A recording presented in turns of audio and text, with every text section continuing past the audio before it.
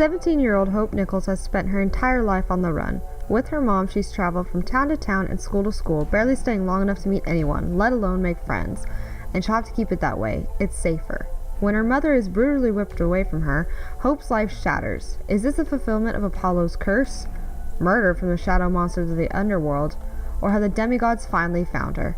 Orphaned and alone, Hope flees again, but this time there is no one to teach her who to trust or how to love. Set in a universe where mythology is alive and well in the modern world, Curse of the Sphinx irresistibly blends action, suspense, and romance.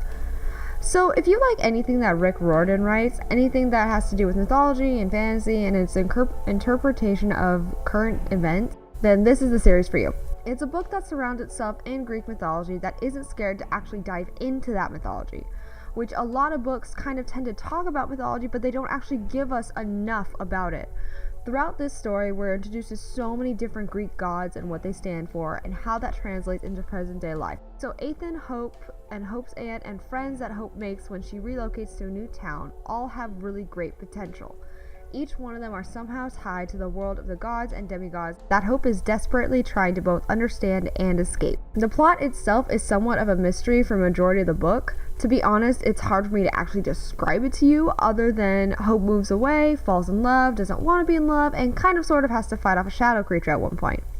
For all the book's summary seems to be about the curse that Hope and her family is under, we don't actually know much about it. We actually don't know much about the demigod world at all, and sometimes that can be really confusing. Like, what are those shadow creatures? And how did you know this random thing when 10 pages ago you knew nothing about that random thing? We do get a few scenes of Hope as the Sphinx and the general process of that transformation, and it is awesome when it does happen.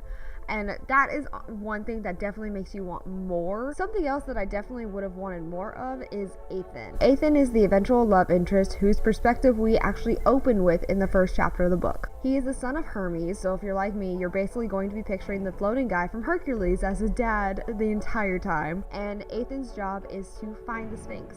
This is not a spoiler, by the way. This is literally within the first dozen pages. So we get a glimpse of his character and then nothing until over halfway through the book. And even then, his character is so hard to read and get to know.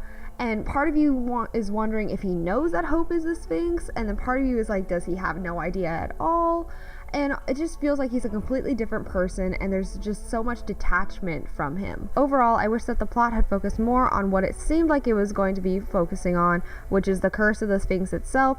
However, there were so many great aspects of this book that were still so interesting and original that it makes me want to know more about Hope and the demigod world and continue reading the series.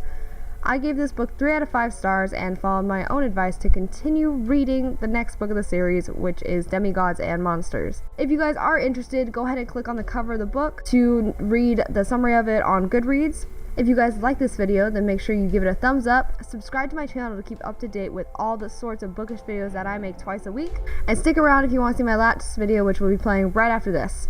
Let me know what you guys thought of this review in the comments below, because this is the first time I've ever tried to do anything like this, but that's all I've got for you guys today, so thank you so much for watching, and I will talk to you guys later. Okay, bye.